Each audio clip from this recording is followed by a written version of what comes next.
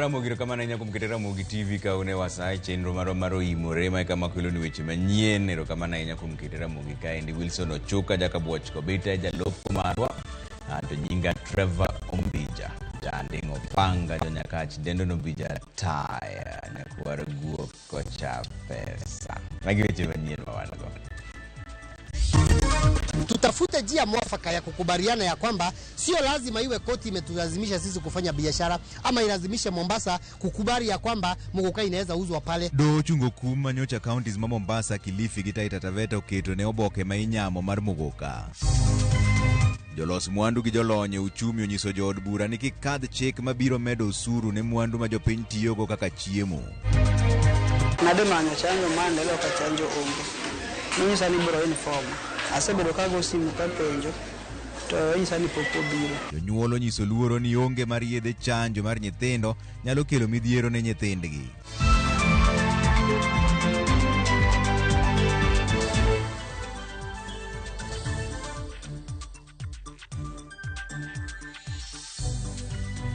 Chaka ni weche manyien riwruok mar jolos mwandu pacho kae miloni Kenya Association of Manufacturers obwogo weyo chulo usuru kaluwore kod paro mar chik mageto medo usuru pacho kae. Joket mwandugo okonigi nyalo ng'wano andgi kendo dar nyaka piny mar Uganda kaluwore kod usuru makech ma sirikal geto kuom johala. Riwruok mar jolony weche mag uchumi kod usuru ISPAC bendo sayo sirikal ewi okenge ma sani geto medo usuru ne chiemo kod modhi mag tedo pacho kae. Negilose twak mar chiwo komiti mar omenda e od bura mamalo. If last year was a nuclear bomb, this one will be a tsunami. And I predicted it last year and you did not listen, you did not. I'm telling you now, if this one goes through the way it is, Kenya is becoming a trading nation. Everything will be imported from other East African countries and commercial countries. Mano echal mar lwasi kinde kwanyo pach kembe maloso mwandu pacho ka. Kenya Association of Manufacturers nyim komiti mar od bura marango weche mag omenda pacho ka ewi paro mar chik mar omenda mar ikomenda mar 2024 2025. Ywak ne en ni nengo timo ohala medo dhi malo kendo lwasi ok ber gi jo ohala ne kech usuru masasa. The cost of doing business will go up by 20-30%. We'll not be able to export. We have demonstrated to you that our export on those products that were levied last year have collapsed completely. Kalore kod joket mwandu sekta bura maniogolo pachgi ewi paro mar chik no giko ni jo Kenya mathoth biro manyo yore makwepo chulo usuru kendo sirikal oikre mar yudo lal mojuol. Tax avoidance will be at the highest level. KRA is already missing 30 billion shillings a month. Given redundancy, government has lost onto pay-as-you-earn already. The same redundancy, the people who are redundant cannot afford a bread now with all these taxes coming in. Riwruok ma jolony weche mag omenda kod usuru ISPAC kanyakla kod kambi nonro mag omenda the Institute of Finance and Economics kone medo usuru ne chiemo kaka mikati modhi mag tedo inyo jopiny mayuto. And series of products. I usually find this tax high for reasons. Again, this is food. If you decompose the monthly of the consumer price index, the prices of are actually part of the bigger drivers of inflation in the last year. The biggest one. Maichan juogi geche kod beti kagilero ni medo usuru nengo tielo mageche biro inyo nyaka jo ala matindo matio kod othiwi kaka wilbaro to kod mamoko. Now what is the proposal? 150 shillings on those products that are there. The escalation will be on plastic sector. 55% increase. 6%. Just on this eco level alone. Battery that was costing 8,500, the eco level pushes it to 19,000. We just come out from importing diapers that were burning children. Ywak bende odhi nyene kamitino ni usuru mar yie kaka masu kod mago gige jwala kaka plati anda dohinyogi. Komiti mar od bura loso budget motelne kod jaod bura ma Kiharu Ndindi Nyoro ne otieko chenro mar kawo pach migepe mopogore opogore mag sirikal kod mag od bura e wi budget mar higa mar 2025. E kinde jaod bura ma David Ochieng owuok chung' mosuo kod migawo mar omenda kuom keto omenda mag dongruok e gwenge mag Masawa kod hoho mar Okak kendo e gwenge mamoko ka onge dongruok. Bura member Kasi East Masuba North Odhiambo bende migawo mar thieth kod somo omenda kendo keto omenda mag chenro mag pidho yien.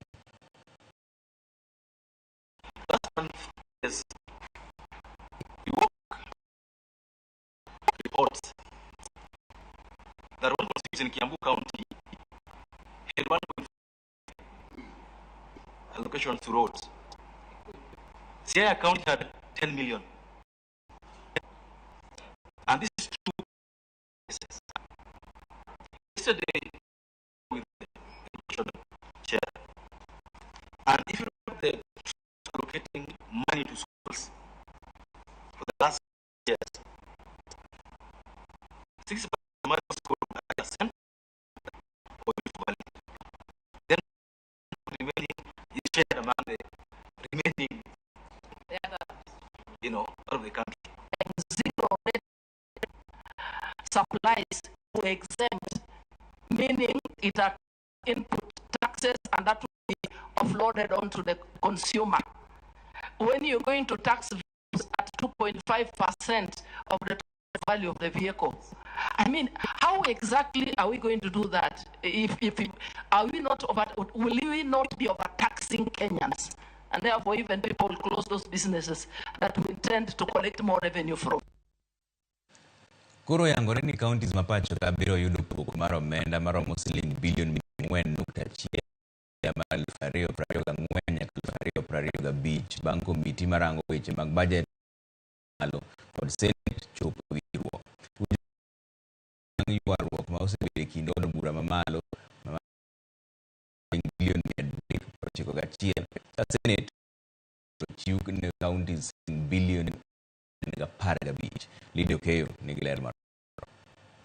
En winjruok makoro chopie bang' twak ma osebedo e kind Senate kod od bura mamalo e wi kwan mar omenda ma owinjo bed ni chiwo ne counties e hik omenda mag 2024-2025. Romo margi mane gibedo godo wuok tich e od bura manokelo kanyakla jokanyo mag committees marango weche omenda e od bura kod Senate noyware bang' committees gore bedo kod paro achiel kuom kinde malach.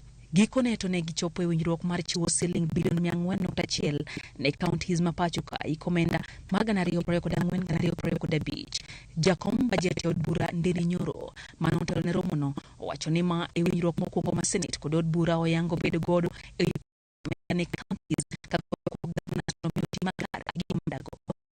Revenue that will be going into our counties has now moved from the previous figures that were there from the one from the National Treasury, there was another figure from the Commission for Revenue Allocation, and through that consultative process and the mediation, out of the shareable revenue, share that will be going into our is now captured in the report, and it is 4.1 billion shillings. I am mentioning this because in our discussions, that will also be pivotal, even as we interrogate the other figures.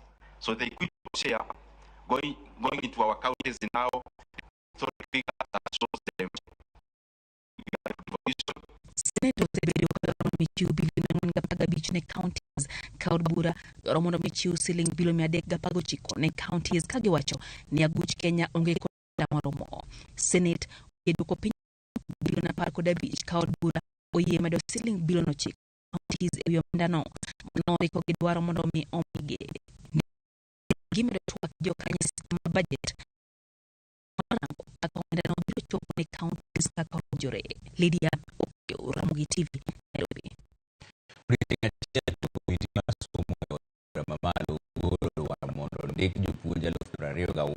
mag junior school e yo mongirore moko kuom jopuonj JSS okwedo mager paro makamano kane gilose boma ma Kapsabet kaunti ma Nandi. Jopuonjgo wacho ni weche ma kamago dhi ataro mar chik doho mar koso rito ratiro mag jopuonj ni ndiko jopuonj 26,000 nyiso 20 owe oko kamano.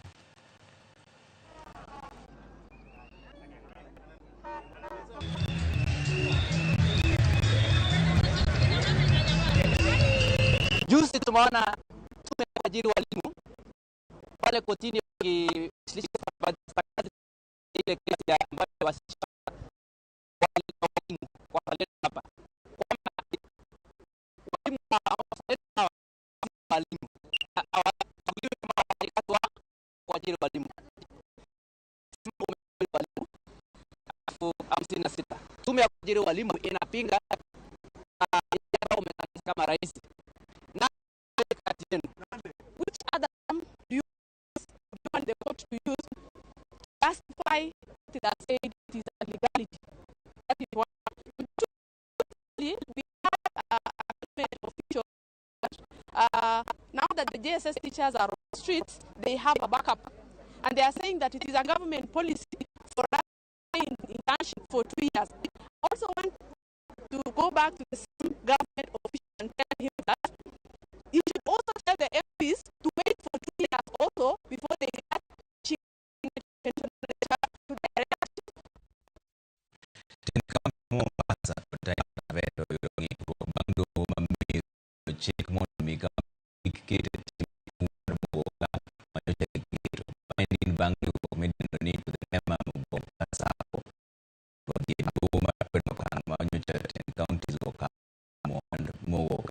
Chiel kod tiyo kode yuda oko miyo ler mamacho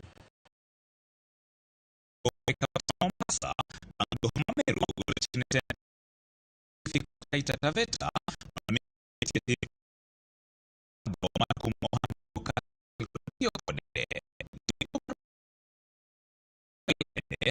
Jatend piny Kenya William Ruto bagoromo gi jotelo mawuok e counties ma ipidhe ma Meru kod Embu keto singo mar siro pur mag mwandugo. Lakini kitu ambacho sitaona ajabu ni rais kuwaita wale jamaa kule juu peke yao bila kuwaita ngavi wapi wa pwani, kumaanisha hili zao lile wao wamelifanya kwetu.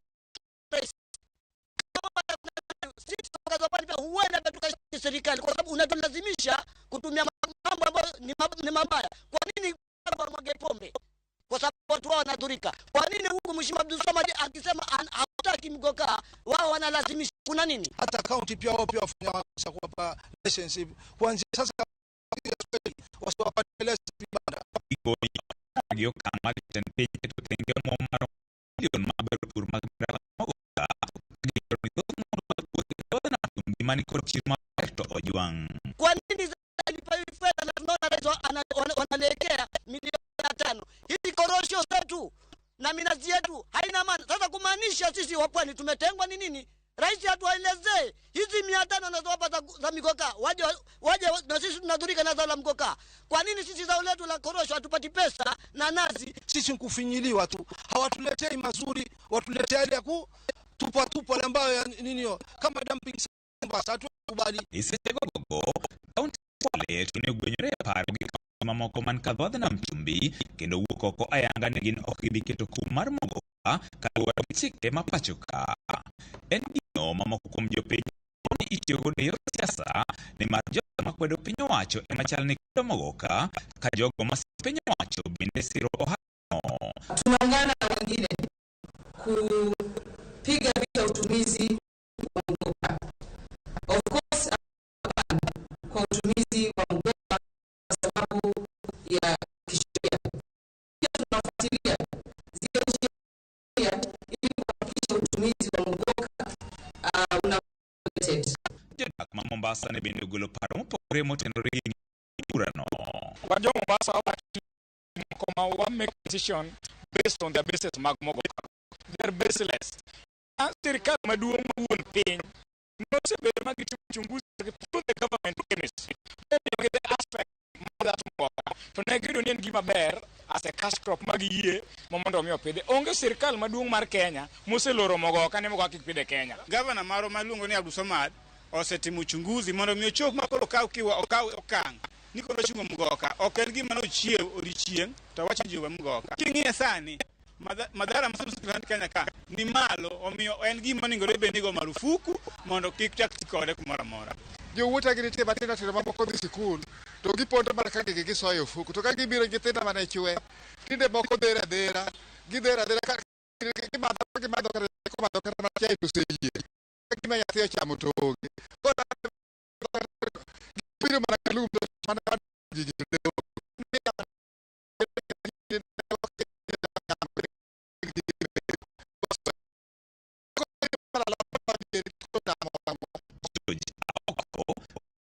TV. Od bura ma Migori kore dhi ta kod Christopher Rusana kaka spika bang' MCAs yiere. Rusana ne oyo mbul prang'wen gi Francis Dar. Spika no chumo chamo muma mapis mare osingo tayo makare od bura no mosebedo kod ywaruok e higni mosekalo. Marwa Jojoma miwalera.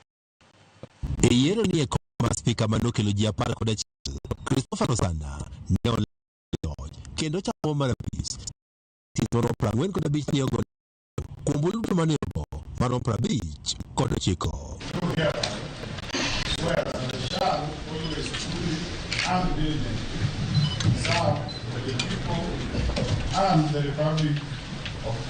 Thuolo mar ariyo ne okaw kod Francis Ndar manoyudo ombulu 13. Kalan Chacha Mangera ne obiro thuolo mar 3 kod ombulu 1. Jochung' mamoko ma odong' 8 ne wuok kod lwetgi nono.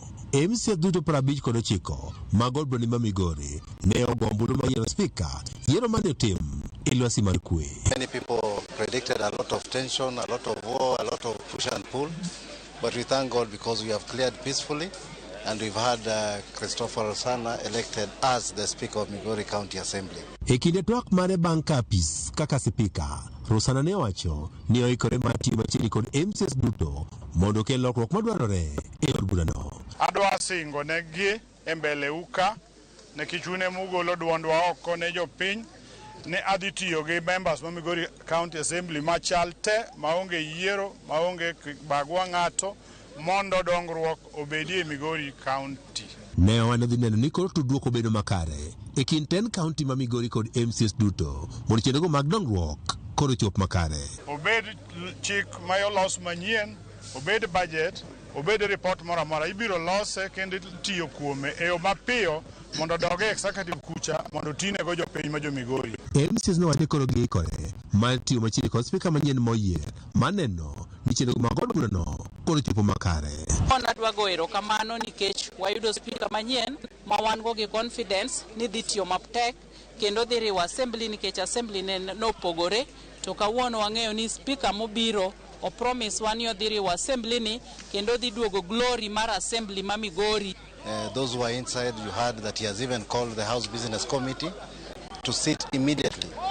It's only the House Business Committee that slots business. So once it has sat, we are going into the second and third gear to ensure that all the other services that are required by the Migori County people are delivered on time. We are in the month of budget making and we have a deadline of 30th of June, so we have a lot in our entry. Rusana obedo spika mar 4 mod bura ma Migori koro bedo godo nyaka ne chakre higa 2013.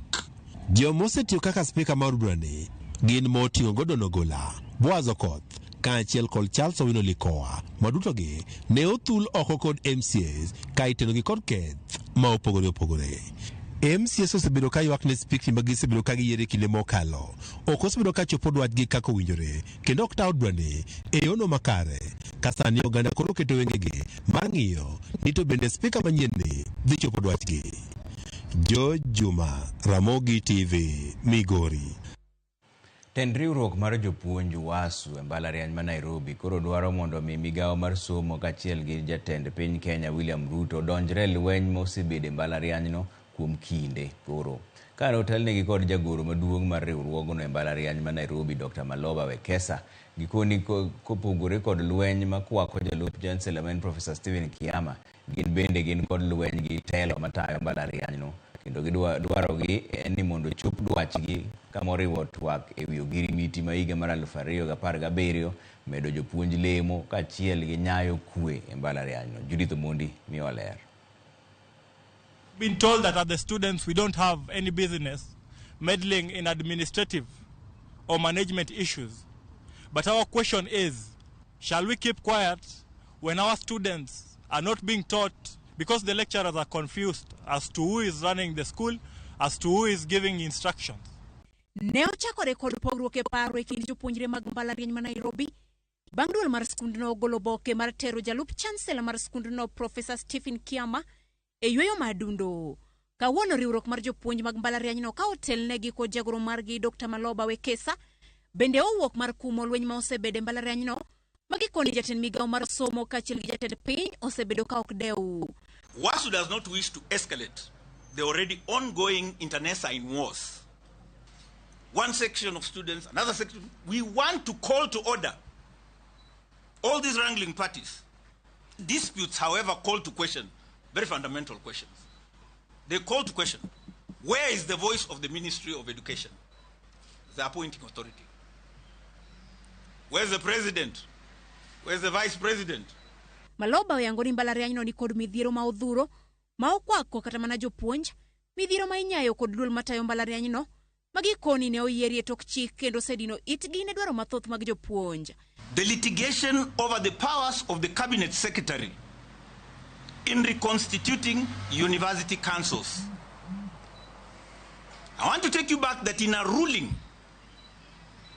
on 16th of March this year, Justice Nga agreed, when we went to litigate about the powers of the cabinet secretary, he agreed with the WASU petition at that point that the cabinet secretary does not have powers to reconstitute any university council. Magiywago en ni kinde malwenje okwako mbalarianyno kendo somo medo rochore, piny owacho ok ndekni e timo nonro e wi chakruok mag midhiero makwakogi. We understand the institutional politics that's going on in our premier institution.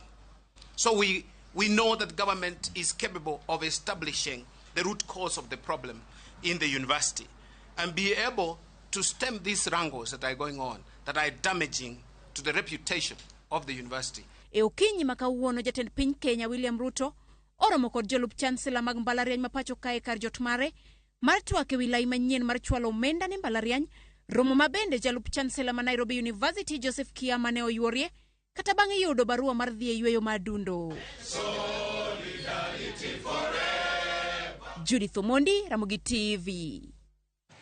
Bas wadhi yumoro machuok kudugo to podon weche manyien mobro kelo iri kaka kidhi mabura ahinya.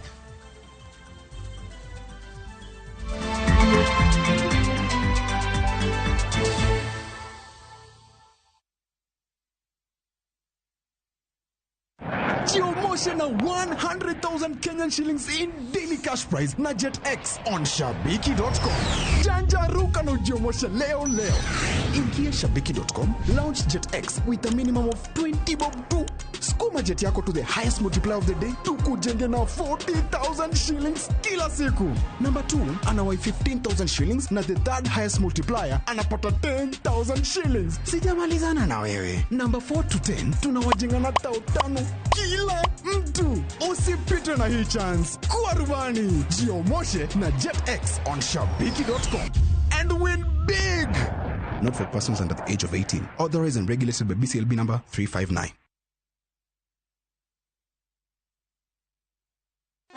In the battle against pests, it's time to strike back. Raid Spray strikes in seconds for instant kill. Kills all doodles dead. From SC Johnson, a family company. Hi there, I'm your new friend Panda from Paokwa. Come along for our adventure today as we take you through the hummingbird tales. Kim and I are going on a camping trip with our scouts troop. But first, Tilly, AJ, Kim and Pendo will explore some inspiring African stories. we will learn together about Dr. Rachel Masake. Can I ask you what you are good at? Maybe you can draw. or run the fastest in your class. The little ones of all ages will continue learning as they watch the best content on the go only on Viusasa. There is so much to explore.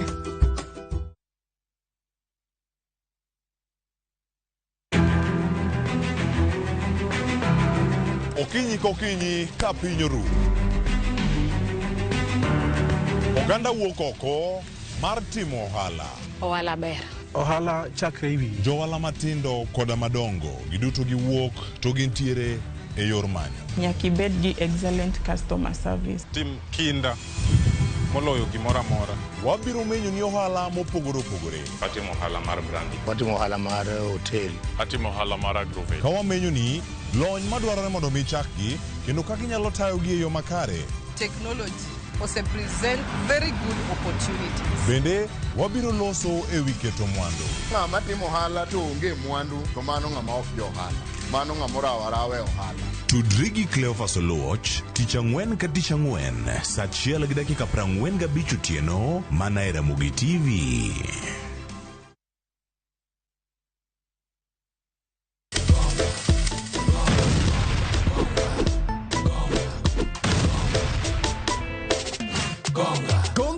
Ushinde chapa in seconds. Ni simple. Ingia gongagonga.com, register, deposit, wekelea stake yako na ugonge mamili. Game sasa iko in your hands. Cheza na pesa yako. Cash out winnings at your own time. Gonga gonga ushinde sasa. Hairuhusiwi kwa walio chini ya miaka 18. Imesajiliwa na BCLB number 359. Gonga.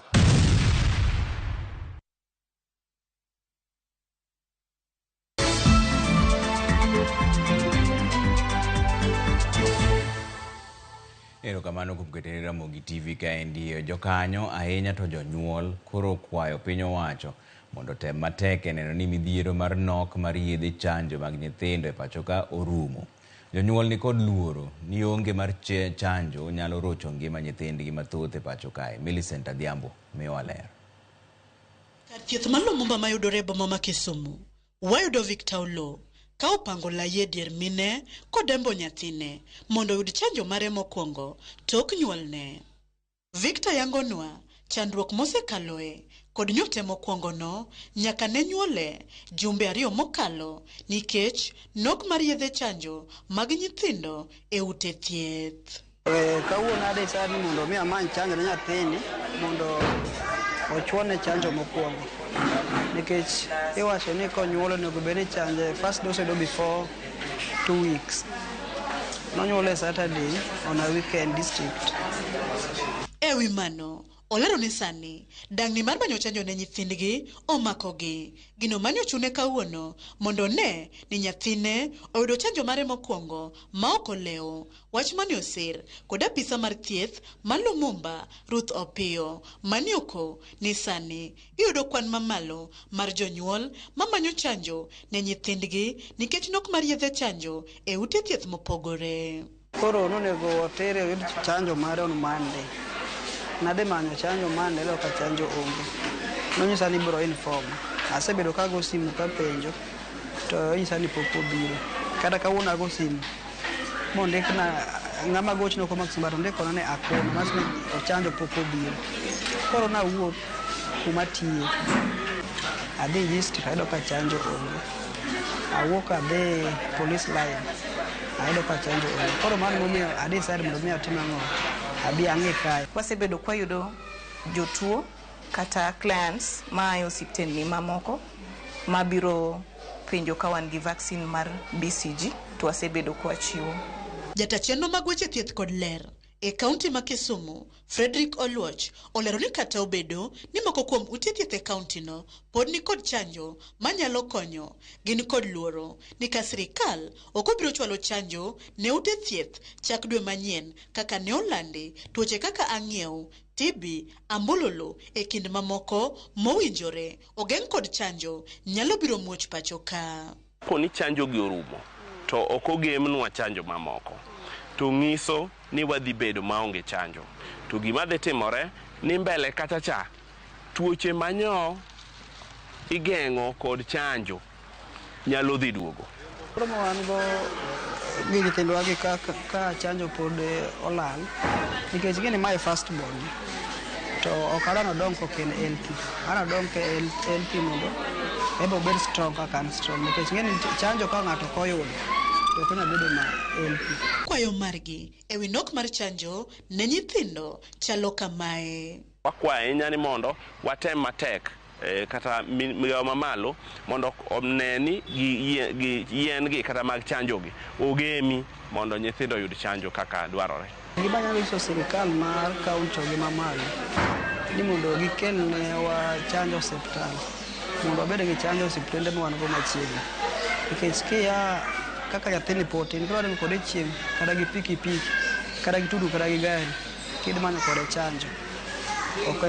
E kinde ni ma piny owacho kokalo kuom migawo mar thieth temo kedo kod dok chien mar chanjo mag nyithindo pachoka e neno ni juma mokwongo mar dwe manyien ochak keth chanjo makamago e ute thieth mopogore. Jokanyo ahinya to jonyuol koro kwayo ni okang' makamano mondo mi otim mapiyo mondo mi midhiero makamano kik ket ngima nyithindegi e andaki. Millicent Adhiambo, Ramogi TV, Kisumu County. Jotuo buora e kar dak ma Kiwira koro ywak tok jochiw thieth kono tich kaluwore kod monj mar kar thieth ma Kianda 42 giko dira mokalo. Thoth jotuo osebedo ka limo kar thieth no to dok maonge thieth. Riwruok mochung' ne kedo kod ratiro mag jochiw thieth wacho ni nurses ne ogolo jothieth go ka giwacho ni arita margi ni kama rach mokalo. Kata kamano kwayo dhi nyime mar neno ni arita makare oredi e alworano. Jatend nanga ma Kiwira Jacob Odidi to lero ni en tij tend kaunti ma Nairobi mar neno ni kar thieth no obedo kod arita malong'o.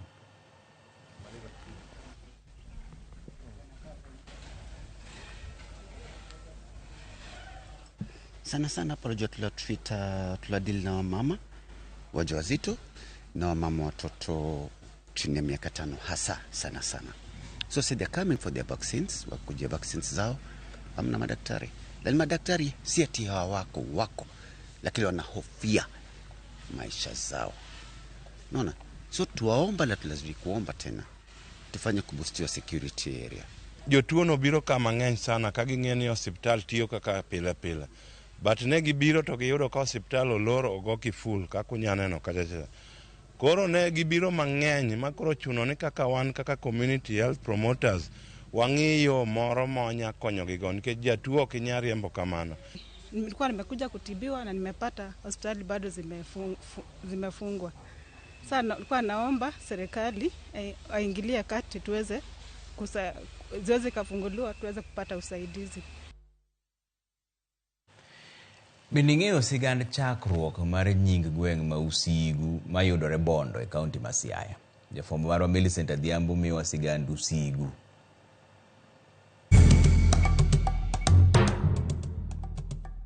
Nyakwara Mogendi chario manyien kendo arwakeni machiegni e telo machielo e chendo ni mar ng'e gwengewa. Kalapapla mar ng'e gwenge owuok e kaunti ma Migori ofuyo ma odhi opiyo e kaunti ma Siaya e gweng' ma iluongo ni Usigu ma bende kane pok okete e rang'iny mamalo mondo miembe obed sub county Kien ne oyudore e sub county ma Bondo. Sami winjo ka iluongo kamoro ni Usigu, ang'o mabire pachi? Inyalo paro ni ang'o momiyo inyalo chak gweng' kata kamoro ni Usigu. Mana kaka pile wachawa kod paro mopogore ma jogweng' kod jodak lieko kotenero kod nying kata nonro mar gimomiyo nyachak kama gidake ni Usigu. Gweng'ni iluonge ni Usigu nikech kaka dimo nosegoyo oganda mang'eny maneno yudo ka to biro ogoyo kambine ka. Koro geng'o wasigu duto maneno riembo maneno yudo karka. Mikarka e maneno chake kambi mamare. Ka teda yudo ni luonge ni Usigu. Abe natemo penjo gimomiyo nochake Usigu. To nonyisa ni en kama ne sigu ne nitie, ji nohero gore. Kendo ji ne nyalo gore kabisa nikech ne nitie thuon ka miluongo ni dimo mane ok dwan jomoko be mondo donji ka. Usigu ne en kama ji lweny nitie ma ne awinjo ka joma chon ne wacho ni Usigu ger ma kionge okumba kod atong' to kikali. Bang' winjo paro mopogore ma jogweng' oselieko kotenore e wi gimomiyo inyalo chak gweng' ni Usigu. we koro wawinja nena adieri kowuok kuom jalno kata jodongo mane nitie e kindego mane gweng' ma Usigu ne chakore. Joyimbo osebet ka ywagore ka dwaro mondo gidong. To gimomiyo iluongo ni Usigu, Usigu ne josako goyowa bo olowa nyangera. Koro kanye kama ne wasigu obetie. Wasigu dholuo en joma ugorego. Kao maber ni wanuango jaduong' moro nokone kochieng' manyakwar maganda marudimo matin. Nokoro wanuang' jamni 2 dhok. Dhiang' monyuol rude wadwar mondo wadwal wedgo wadolgo piny Kotusenge. Kotusenge en piny joyimbo mar oganda miluongo ni Wasenge. To wadwar moro bende manonyuol Muhofu water Got Ramogi, wadolgo Got Ramogi kwa ywak no kwaro mar Ramogi. To jogi mokro tiekowa ni watimre nade? Kane watimo mago to nene mago josakwa bo olo ndiwo ndiwo kipenji. Ndiwo no sani en osiptal ogere. En mabar Kanyango Secondary ae, en mabondo Training College ae. Koro ne gikone josako no sarenda bonu wang'ado guok. Kidhi Nyamonye makoro sani division no nitie pap guok kanyo.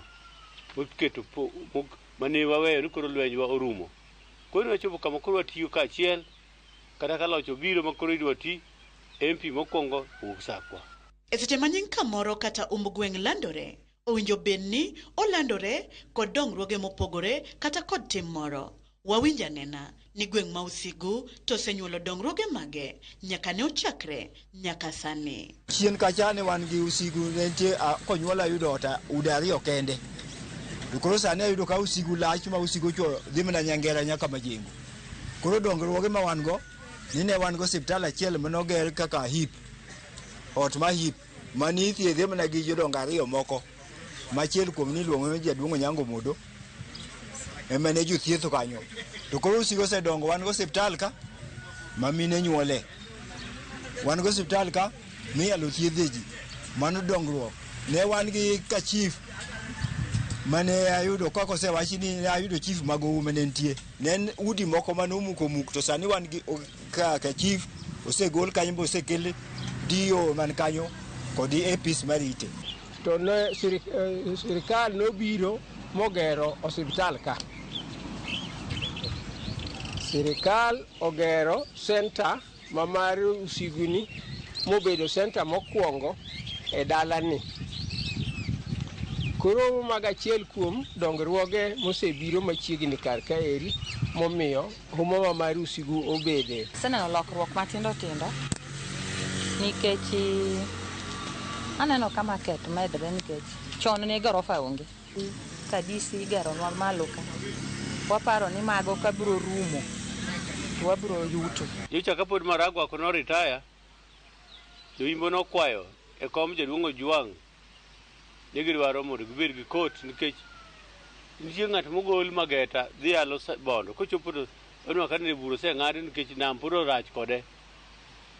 Ng'ato tuo Mageta idwa notere bondo okochop bor. Koro wapod kot oseger Usigu oserumo. Koro mna yawe emwarito mondo kome obio yawnwago. To bende gweng' ma Usigu ni kod rem kod kwayo magigombo ni otim e gweng'ni mondo mi Usigu omed dongore kendo tingre malo kaka gwenge mamoko. Osiptandwa ne osiptal manene okwongi gero i dala mar Kadimo ka kata e Yimbo ka. Koro rem mobede en ni osiptandno chuny jo-Yimbo gombo ni obedi osiptal maduong' mogeri e level masani. To pod mano ok otimore mwaneno kama no en rem monego bed ni sirikal neno. Usigu mondo dong en college marwa Maluso nono institute, vocational institute. Mondo omednwa kata ka bondo moro biro tikelnwa mondo donj kuome. Machielo wan gi institute mar Ramogi mabende Gideon Ochanda MP marwa osetimo maber. Koro kendo bende omednwa kata mabat moro obi.